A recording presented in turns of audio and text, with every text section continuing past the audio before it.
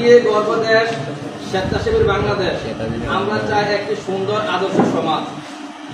এখন যুব কমিটির পক্ষ থেকে শুভেচ্ছা বক্তব্য রাখবেন সংগঠনের যুব কমিটির সম্মানিত সদস্য মামুন হায়াত।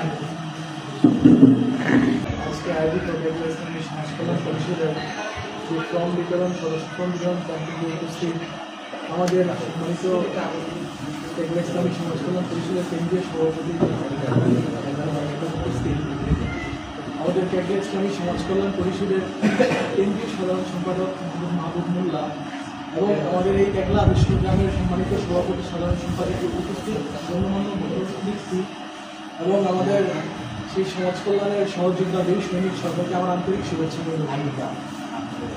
আজকে এই সমাজ কল্যাণ পরিষদ আমাদের মাঝে, যেহেতু আমরা এই সংগঠনের একটি অংশ এবং এই সমাজ কল্যাণ পরিষদের 2024-এর 15 জানুয়ারি থেকে এই পর্যন্ত টেকলা ইসলামী সমাজ কল্যাণ পরিষদের পক্ষ থেকে প্রথম আমরা এই সমাজ কল্যাণ পরিষদ স্যালাইভিশন বিতরণের মাধ্যমে শুরু হয় এবং এই পর্যন্ত প্রত্যেক মাসে যত ধরনের গরিব গরিব অসহায় মানুষ এবং যারা যাদের জাতি মশলায় বাচ্চারা যারা পড়াশোনা করতে পারতেছে না তাদেরকে তাদের ড্রেস আপ থেকে শুরু করে তাদের যত ধরনের সহযোগিতা এবং তাদের বেতন আরও অনেক কিছু আমাদের এই সমস্ত তাদেরকে দিয়ে তাদের পড়াশোনা শুরু করে দেওয়া হচ্ছে।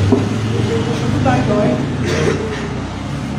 এবছর ঈদ সামগ্রী বিতরণ করা হয়েছে যে পরিবারের কাছে সে সবগুলো পরিবার আলহামদুলিল্লাহ সঠিকভাবে আমাদের টেকলা গ্রামের যত অসহায় পরিবার আছে আলহামদুলিল্লাহ আমরা সকলেই সহযোদ্ধারা মিলে তাদের কাছে আমরা ঈদ সামগ্রী পৌঁছে দিয়েছি। এবং ঈদের সময় যে টেকলা গ্রামের আলহামদুলিল্লাহ যতগুলো মসজিদ আছে সব মসজিদে ইমামদেরকে হালকা অর্থগুলো তাদেরকে দিয়ে উপহার দেওয়া হয়েছে। এই গ্রামের ভিতরে আমরা যদি আদর্শ সমাজ গড়তে চাই, আজকে আমরা দেখতে পাচ্ছি আমাদের এই টেকলা ইসলামী সমাজ কল্যাণ পরিষদের মানুষের হিউজ পরিমাণ অর্থ থাকলে সে মানুষ হয় না। যখন সে অন্যের মানুষের কাছে বিতরণ করে এগুলা বিলিয়ে দেয় তাদের অসহায় মানুষের মাঝে, তখন সে সবচেয়ে বড় মানুষ হয়। তার প্রথম ব্যক্তি আমাদের টেকলা ইসলামী সমাজ কল্যাণ পরিষদের প্রত্যেকটা সদস্য। তো আমরা আশা করবো যে আগামীতে আশা করবো যে তাদের কাছে যে আমাদের এই টেকলা গ্রামে কোনো মানুষ যাতে অসহায় আর না থাকতে পারে, এই সমাজ কল্যাণ পরিষদের মাধ্যমে আমরা সকলকে টেকলা গ্রামকে আদর্শ গ্রাম হিসাবে আবারও রূপ দেবো ইনশাআল্লাহ। আমরা আশা রাখবো যে আমাদেরকে তারা সহযোগিতা করবে প্রত্যেকটা সময় প্রত্যেকটা মুহূর্তে, এবং এই গ্রামের যাতে সকল মানুষ বিপদে আপদে যে কোনো সময় আমরা পাশে থাকতে পারি, সেই আশা ব্যক্ত করে আমি আমার বক্তব্য শেষ করছি। আসসালামু আলাইকুম।